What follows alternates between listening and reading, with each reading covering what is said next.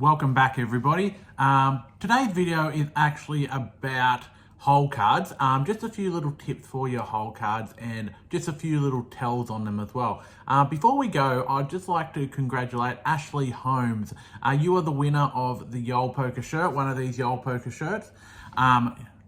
You had to subscribe to our channel and comment on our last poker discussion video, and you're one of them that did it, and yeah, you won. So if you could please send me a personal message on the Yole Poker Facebook page just to get an address and a sizing for your shirt, that would be fantastic. Thank you to everybody that entered, and we'll be doing another competition very shortly. But like I said, today's video is about hole cards. So what is your hole card? So your hole cards is the two cards that you actually get before the start of every hand.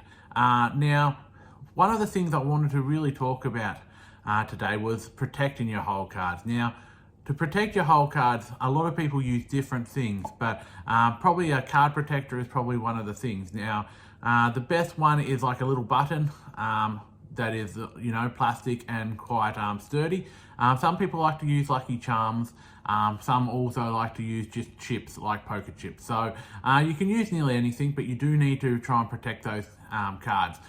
Me personally, I don't actually use card protectors because how I put my cards, I put them close enough to my chip stack so that no other cards will actually get thrown onto them. And that's the reason why we have to protect them. So if somebody overfolds and throws their cards over and hits your cards and gets smacked in with your cards will be declared dead. So if you've got a card protector, or if you're protecting them in other ways, they actually won't actually happen to you.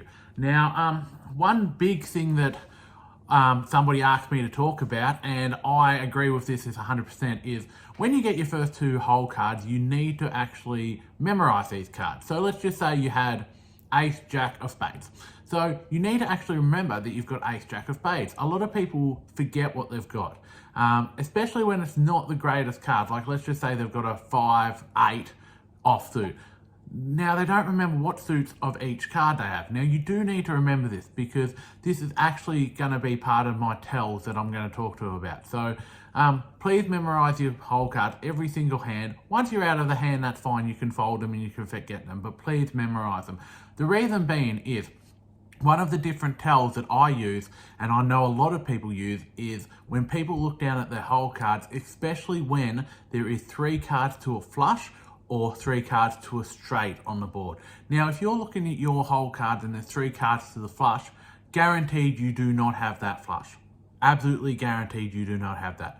That tells me that you've actually got one of those suits. So if we're betting on the turn and you are actually betting like you've got it already, 95% of the time I know that you actually don't. Now, some people can use this to their advantage and actually bet like they don't have it and they've actually got it, and they use that as a reverse tell. But 95% of the time, people aren't playing like that and they actually use it because they actually have forgotten what suits they've got or what card of their cards have that suit.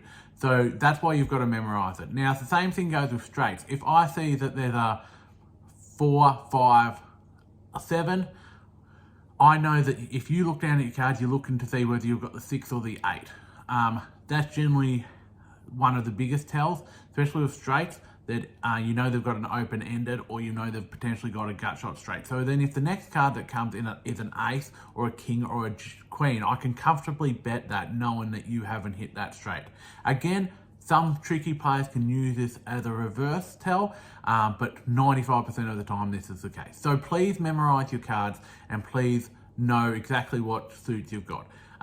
Now, another thing with your hole cards, another tell that I like to pick up on, especially when I don't know whether I'm certain whether I'm going in the pot or not, is you putting that card protector on your cards before you action anything.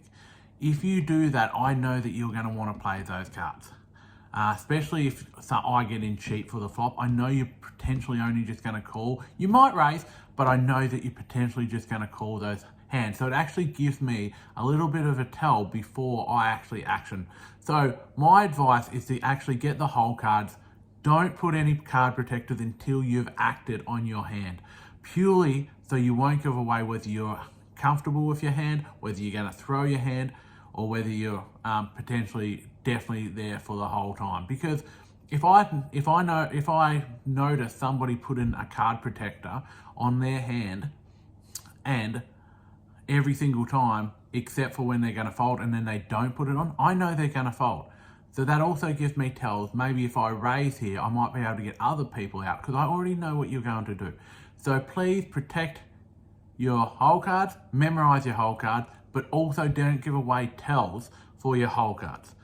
Okay, so that's everything I've sort of got to say today. Thank you very much for watching the video. We will be doing another giveaway on one of our next videos, but the next few videos we've got some poker vlogs coming up.